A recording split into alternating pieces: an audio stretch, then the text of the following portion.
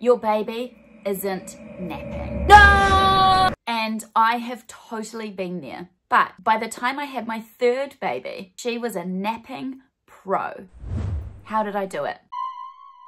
Let me explain to you how you can help your non-napping baby become a nap expert. Today, I am answering your sleep question. What is the best way to get a baby who fights sleep to take a nap? So if your baby isn't napping or is napping really poorly, then we need to make napping a priority for you and your family. By the end of this video, you will have a bunch of tips and tricks to try immediately to get better naps out of your baby. But first, let me introduce myself. I'm Nicky. I'm one of the founders of a company called Little Ones. I am mother to 3 beautiful children, and like you, I have experienced sleep deprivation, poor naps, sleepless nights, unsettled babies. I have tried everything to get my babies to sleep. That was until we started researching and developing our sleep programs. We have now helped over 200,000 families worldwide improve the sleep of their little ones and their whole family through our online sleep programs. I am really passionate about sleep, and I would love to help you and your baby start achieving better naps. So to your question, your baby's fighting naps. Without knowing the age of your baby, it could be quite an age-dependent thing. There are a variety of reasons that your baby might be fighting naps. I'm going to cover the more broad or general reasons rather than age-specific reasons, but even then, these will apply to a baby of any age. What you should be aiming for your baby, for a baby under 6, 7, 8 months, you're looking at 3 naps a day. For a baby 8 to 15 months, 2 naps a day. Over 15 months, you're down to 1 nap a day, and somewhere between 2.5 and 3 years, that nap disappears altogether. If your baby is not achieving this kind of nap structure, then that is something that you definitely can be working towards. And we would love to help you with the videos here on our YouTube channel, the resources on our website, which I will link below, and also, of course, our sleep programs. 2 of the key reasons that your baby might not be napping, and we see this all the time. These are the biggest nap enemies, are these 2 completely polar opposite things: undertiredness and overtiredness. They are exactly how they sound. Undertiredness simply means that your baby is not ready to go to sleep yet. They're not tired. It's like me bringing my 9-year-old home from school in the afternoon and trying to put her to bed at 5 o'clock in the evening. She's not tired because 7:30 is her bedtime. So she's just not tired yet. She's never in a million years going to go to bed at 5. Undertiredness in a baby will look like your baby refusing to nap. They'll be difficult to settle. They might even drift off if you're doing something to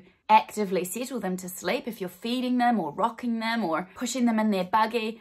But because they weren't really tired enough for a proper sleep anyway, they might only sleep for a short amount of time. Across the span of the day, this can lead to really fractured napping and actually an overtired baby come the end of the day. Overtired is, as I said, the complete opposite. It means your baby has been awake for too long between naps and they desperately need to go to sleep. When a baby or a child or even an adult is overtired, there's a whole bunch of hormones coursing through our body which put us into sort of fight or flight mode. These are like cortisol, adrenaline, and it's like having a shot of coffee or an energy drink. You are hyper alert. It might look like, especially in a toddler or a child, hyperactivity. In a baby, it will be fussiness. It could be crying, screaming, wanting to feed, but refusing to feed properly. They will be difficult to settle to sleep. And as with undertiredness, they might actually only have a short nap as a result, because those overtired hormones are preventing them from going into a deep sleep. So their sleep will be restless and not very restorative. These 2 factors are the biggest contributors to poor sleep, poor daytime sleep, and actually poor nighttime sleep. The solution is to make sure that the awake windows between your baby's naps during the day are perfect for their age. this is where it gets a bit tricky. In the vast world of the internet, where there are billions of experts on everything, there's a lot of varying information about what the right awake window should be. I've heard it said, and this is something that I was aiming for with my eldest, not knowing any different, that, you know, even at 3 months old, your baby should only be awake for an hour between naps. Everybody talks about overtiredness, and everybody sort of knows that overtiredness means babies sleep badly. With our best intentions to avoid overtiredness, we're putting them to bed too soon a lot of the time because we don't know that undertiredness is a thing. And so I was doing exactly that with my eldest, and then wondering and getting so frustrated with why she wasn't falling asleep. Why wasn't she sleeping very long? I felt like I had no time in the day to myself, no time to have a shower, no time to do the laundry, no time to do anything. It was like I just couldn't breathe because I was so frustrated about these bad naps. Once you get the awake windows perfect for your child's age, that is the biggest step in the right direction. So at 3 months old, you don't be aiming for an hour awake. An hour awake is the awake pattern of a 2-week-old baby, not a 3-month-old baby. And if you look physically at how much your baby grows and develops across that time, their sleep needs are also growing and developing at that same rapid rate. Your baby across, say, those first 3 months, to use this as an example, is slowly stretching out those awake windows by 5-10 minutes every week or so to aid in their development, to keep up with their development, and to continue to get good naps out of them. So one of the first things I would get you to try is checking your baby's awake windows against their age. And like I said, this isn't that easy. It's easier said than done. We have a ton of information. We are really focused on awake windows. All of this is detailed week by week from birth to 3 years old in our sleep programs. We do all the thinking for you. We have very age specific awake windows and nap structures to get your baby napping perfectly, because great napping leads to great night sleep. Another reason that your baby might be fighting naps is that if they are a very young baby, they might simply have wind. This is really, really common in babies under sort of 3-4 months old, and we generally underestimate how much our babies need to be burped. This is true for breastfed or bottle-fed babies. If your baby is not settling, if your awake windows are perfect and it's the perfect amount of awake time, you're popping them in their bed and they're just wriggling and unsettled, or maybe they're falling asleep and waking up 10-15 minutes later, that'll be wind. It's really important to do a couple things here.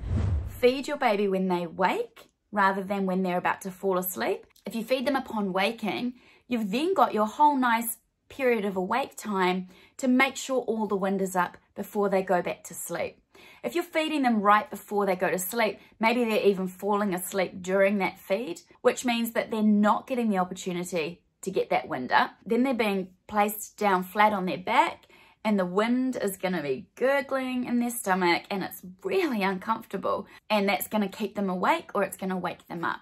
Winding your baby well is a really, really, really quick win or an easy fix when it comes to them settling for naps.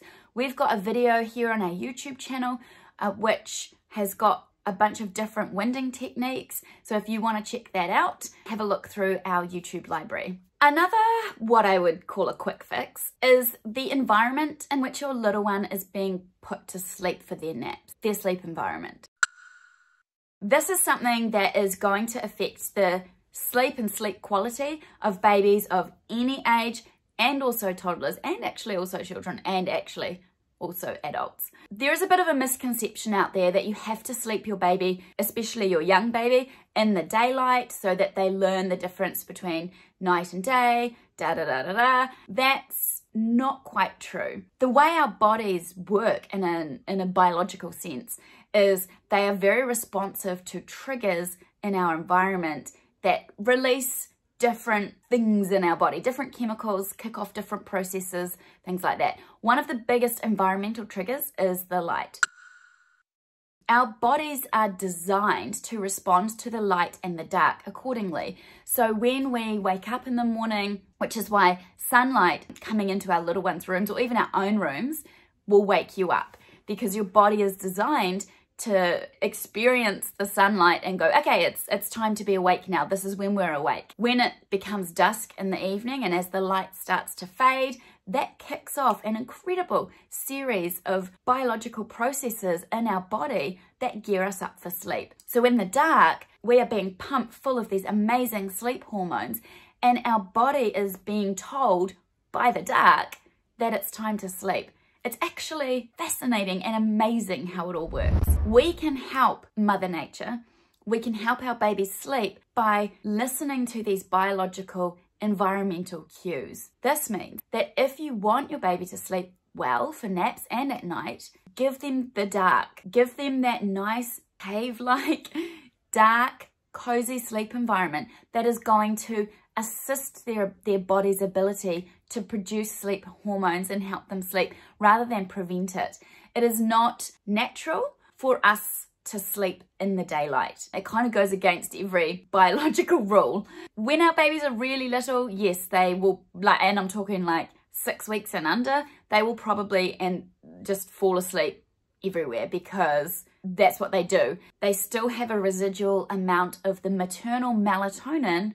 Melatonin is the sleep hormone that is produced in the dark. They still have an amount of that in their bodies from their mother. And so closer to 8 weeks and then beyond, those maternal melatonin levels have completely come out of their body and they need to start producing their own melatonin. They need the dark to do this. From around 6, 7, 8 weeks, it would be a really good idea for your baby's daytime naps to put them to sleep in a nice dark room.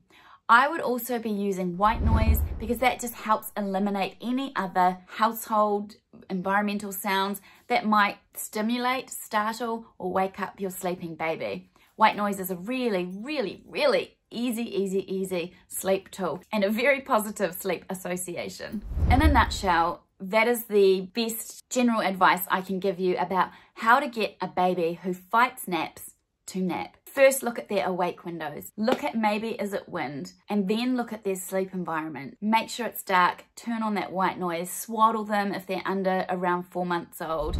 I hope that has been really helpful for those of you who are struggling to get your little ones to nap well. I know how it feels, and believe me, by implementing some of these changes, you will see improvements in your little one's sleep. If you'd like to learn more about what our sleep programs can offer you, please click the link below, and don't forget to subscribe here to our YouTube channel, give us a thumbs up, and ask us any of your sleep questions in the comments below. Thank you very much for watching.